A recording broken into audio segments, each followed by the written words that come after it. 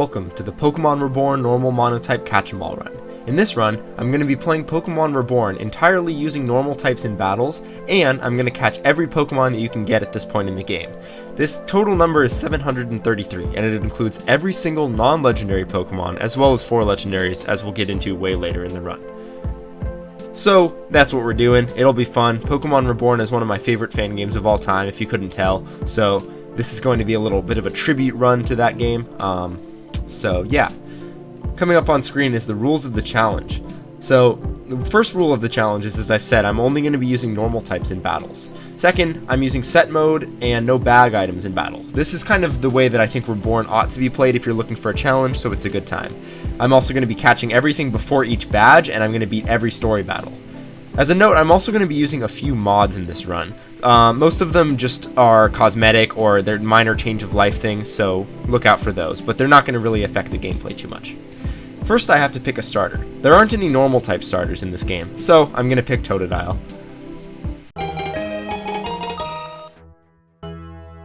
Downstairs, we have our first battle of the game against Kane. Of course, he has a Nidoran, and it's a pretty easy battle with Totodile. So we get through it pretty easily. Next is Victoria, again an easy battle for Totodile. Luckily, these are the only battles in the game we have to complete with our starter, so every battle from this point on will be completed entirely with a team full of normal types. On the way out, we get to buy this Pokemon from this guy, though it's stolen on the way out. This is actually the start of a really long side quest. Outside, we can wander around in the grass of Opal Ward to get some encounters. Here, we capture Pidgey, we capture Ekans, we capture Meowth, and finally, we're able to capture Bidoof. Unfortunately, we ran out of Pokeballs after this because we only got 5 at the start of the game, so I have to go back inside and buy more. I recommend buying your balls in numbers of 10, so then you get a Premier Ball. Outside, I catch Rattata, Patrat, and that brings my total up to 7.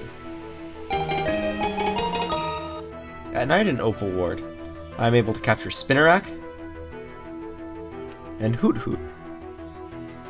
On our way out of Opal Ward, we were able to talk to this girl, whose Stuffle isn't obeying her because it's over-leveled.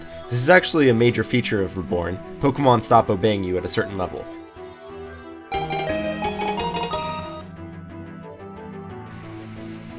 With 9 Pokemon to tow, we go up to the top of Opal Bridge and have to battle this guy, who's bullying a Zigzagoon.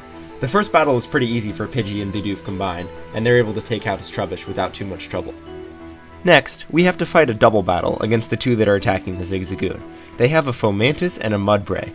Luckily, this is a pretty easy fight for my team of 6 normal types, who are able to slowly whittle down Fomantis, and then on top of Mudbray's stamina ability, they're finally able to whittle it down to low. This isn't a particularly tough battle, but it could be tough if you're not prepared for stamina. Finally, they move, and we're able to get Zigzagoon and add it to the team.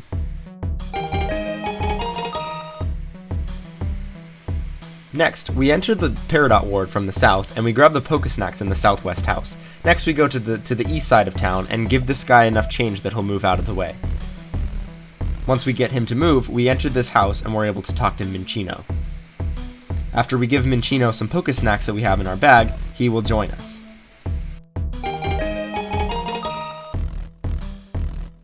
Next, while it's thunderstorming, we go near the gym in Lower Peridot Ward. Here, we'll find Blitzel. Blitzel's level 15, which as you can tell is a lot higher than most of my team's level, though because I have 6 Pokemon, I'm able to whittle it down at a sort of reasonable rate. Bidoof goes down, but Rattata is able to come out and finally bring it down to the red so that I can throw a Pokeball at it. Finally, we've caught Blitzel. Next, we head to Lower Peridot Ward and enter this house in the south side of the city. Inside, we'll find a Whismur that's attracted to the Pokesnacks in our bag.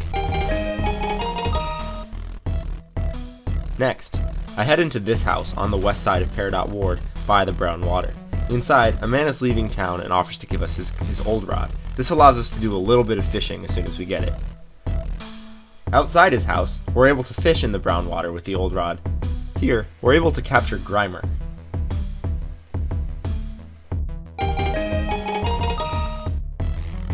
Next, we enter this house, sort of on the south side of Peridot Ward. Inside, there's a man who won't let us pass until we battle him, so we begin the battle. He has a Goldeen that's level 10, so it's a little bit tough for this part of the game if your Pokemon aren't leveled up enough. Luckily, with a little bit of luck with Bite from Meowth, I'm able to take out his Goldeen on my first attempt.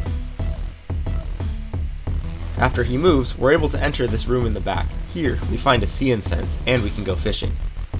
While fishing, I'm able to capture Goldeen, as well as Finneon, bringing our total to 16 Pokemon. In Lower Peridot Ward, I'm able to battle this girl on the east side of town. After beating her, I talk to her again and she gives me a rose incense. This will be important for an event later. In the house immediately above her, there's a girl who's having trouble with her Kricketot and is not able to control it. So, we are able to talk to her as well as the gym leader, and she'll let us keep the Kricketot. This brings our total to 17 Pokemon caught. Outside this house, we're able to talk to this guy, and upon beating him in a battle, we're able to enter this alleyway. At the top of the alleyway, while it's thunderstorming, we find a Dynamo on a metal pole. Talking to it, we're able to battle it, and finally, catch it. In the alleyway itself, we're able to encounter a few wild Pokemon. Here, we're able to capture Trubbish, we're able to capture Poochyena, as well, we're able to capture Stunky. This brings our total Pokemon caught to 21. Next, we exit the alleyway and go to the east. We end up back in Opal Ward, and going under this bridge allows us to find a Panpour while it's raining. We're able to capture the level 10 Panpour without too much difficulty, bringing our new total to 22 Pokemon caught.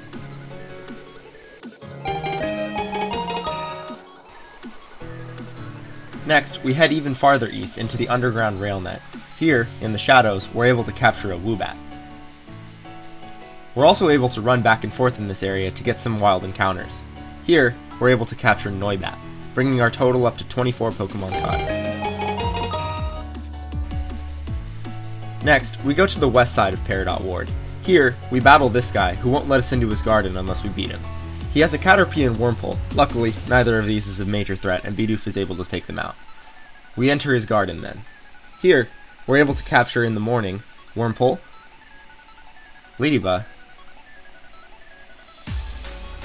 Caterpie, as well as Cherubi. This brings our total to 28 Pokemon. In the Upper Peridot Ward, I go over to this rock using my item finder and find a Calcium. This sells for a lot of money, so it's good to have. On the east side, I battle this guy and have access to another alleyway. Here in the wild, I'm able to capture a wild Purloined. This is the only new alleyway Pokemon that we can get here, but it still adds to the total of 29. Next, we enter this house on the upper side of Peridot Ward. Inside, there's a lady who's worried that her Igglybuff is going to be taken. So, we head east and down, and we enter this house here near the alleyway. Inside, there's a suspicious man and a suspicious woman that talk to us, so we go back to the house and find them trying to take the Igglybuff. This leads us into a double battle with them, which, again, isn't really too hard for this stage of the game. They've got a Duskull and a Cubone. Luckily, my normal types have gained a few attacks that are good against ghost types, so I'm able to take down the Duskull real quick. After a little bit more wearing down of the overly defensive Cubone, we're able to win the battle. Afterwards, we talk to the woman, who is able to give us her Igglybuff in order to keep it safe. We can actually give it back later in the game, though I'm not sure that we're going to end up doing that. Heading back outside and all the way to the top of Peridot Ward, we talk to the guy who stole our Pokemon at the beginning of the game. Giving him another 500, we find out that the salesman was in on it the whole time. So, we gotta battle them in order to get our Pokemon. They have a Fletchling and a Clauncher, so this battle's actually not quite as easy as it could be. Bidoof is able to get off a few rollout attacks against the Fletchling, but goes down before he's able to finish the combo. Luckily, afterwards, Fletchling was low enough that we were able to take it out, then 2-on-1 on Clauncher made it very short work. So, we're able to defeat both of these trainers and Igglybuff learned Sweet Kiss along the way, which will be useful for later. Unfortunately, the salesman got the Pokemon stolen from him along the way, so we're not able to get it quite yet. As I said earlier, this is the start of a very long side quest, so it's good that we got the first few stages done. Outside, while it's raining, we can talk to this fountain, where we're able to capture a Surskit. This only happens when it's raining or storming, however. We head back to the lower part of Peridot Ward since I forgot to do this event earlier. In this dumpster, we're able to talk to it in order to battle a Gulpin. Luckily, Gulpin is level 10, so it's not too difficult to take out. After we catch Gulpin, that brings our total to 32 Pokemon caught. Along the way, my Zigzagoon grew to level 11, so it was able to learn Headbutt. This is an important step because we're actually going to need it in a bit. In the western side of Peridot Ward, we enter this house, and we're able to find a Joltik at night running around crazy. So, we talk to it, and it lunges for my Pokesnacks. After whittling it down to low HP, we're able to catch Joltik. In Opal Ward, now that we have Headbutt, we're able to capture a few more Pokemon in the trees. Here, we catch a Pineco, we catch Spearow, and we also catch a female Combee, as that's the only one that will be able to evolve. With 36 Pokemon caught, we head back to Seacrest Garden, headbutting the tree yet again. Here, I catch a male Burmy, as well as a female Burmy, because we want to get both of its evolutions later. Next, with the Rosensense in my bag, I go to the northern side of Peridot Ward while it's clear weather. Here, I'm able to catch and add to my team Badoo.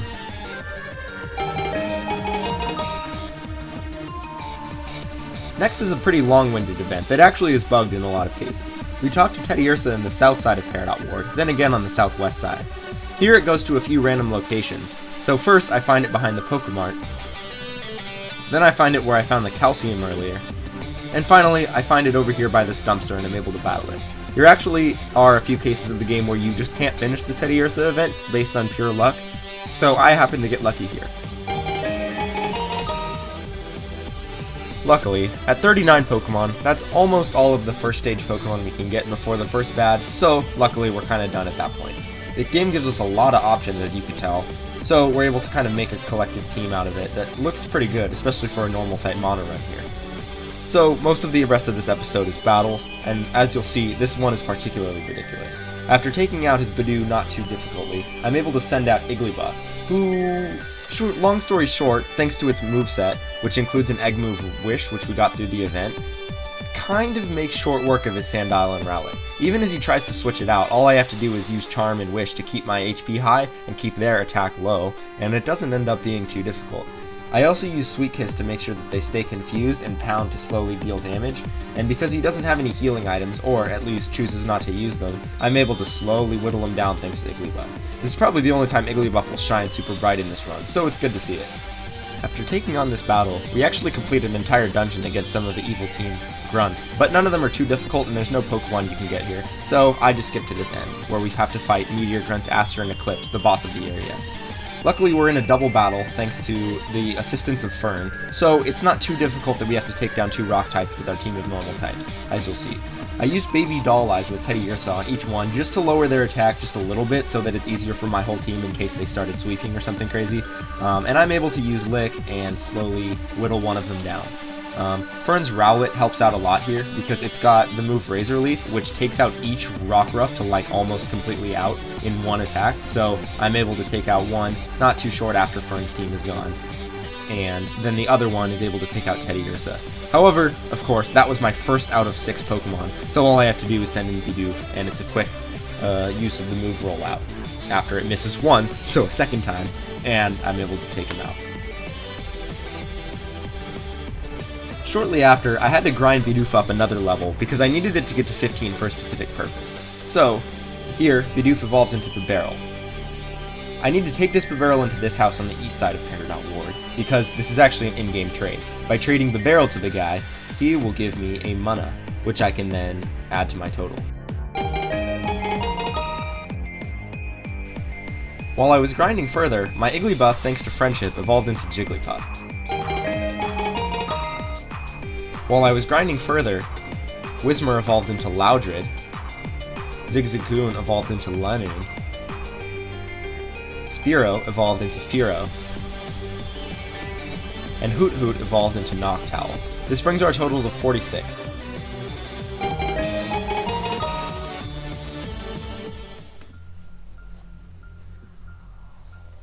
So, this is all the Pokemon we can get at this point in the game, minus certain evolutions, which as I said, I'm not going to worry about right now. So, it's time to battle the first gym leader of the game, Julia. The thing about Pokemon Reborn is all gym leaders have 6 Pokemon in their team, and they battle on a specific field. As you could tell during that Aster and Eclipse battle perhaps, there's a few fields which kind of change the flow of the game. And they make certain attacks stronger, certain attacks weaker, different effects, and so on. So this battle starts the game with electric terrain, so all electric type moves are powered up, as well as some other effects. As I started, I was able to take down Minun with Noctowl without too much difficulty, so I switched in Linoon on the Voltorb. The move Mudsport actually eliminates electric terrain, meaning you can fight on a normal terrain, which weakens a lot of her strategy and ideas. Thus, I'm able to pretty much instantly neutralize that, and so Linoon is able to pretty much sweep the rest of her team up until the last Pokemon, as you can see. Pin Missile and Headbutt actually do a pretty good job here, taking down the Pokemon, in spite of the fact that Linoon actually ended up having a minus attack nature. Finally, Linoon gets taken out by Electrode, and I'm forced to send in Loudred to finish it off. Luckily, that's not too difficult for Loudred, because all it takes is a couple of uses of the move Supersonic in order to confuse it, and then a few bites in order to take it out once and for all. So, after all is said and done, we earn ourselves the TM for Charge Beam and the Volt Badge. I hope you enjoyed this first episode. I'll be sure to bring out a second episode for the second set of Pokemon and the second gym badge, so stay tuned. Bye.